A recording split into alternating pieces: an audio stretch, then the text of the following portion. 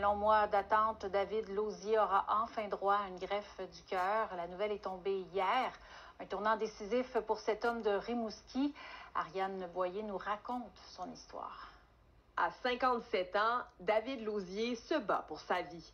Ébéniste bien connu du BIC, il est hospitalisé depuis près d'un mois à l'Institut universitaire de cardiologie et de pneumologie de Québec en attente d'un nouveau cœur. Bonjour tout le monde. Vous voyez un petit peu dans quel état je suis présentement.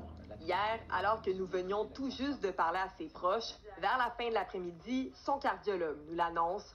Un cœur compatible a été trouvé. C'est d'ailleurs pour ça, en fait, que je voulais vous parler juste en fin de journée pour avoir le temps de lui parler. Là. On a eu la joie ce matin de savoir que M. Lauzier s'était fait faire un cœur.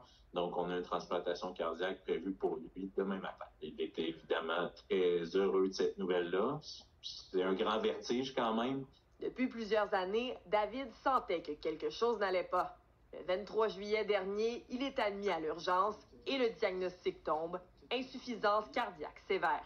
Je me suis mis à pleurer. C'est touchant beaucoup. On l'aime bien gros. Et pendant ce temps, les factures s'accumulent.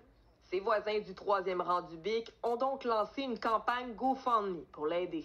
Puis quand on a des problèmes de santé graves comme ça, qu'on s'en va vers une greffe cardiaque, c'est pas rien.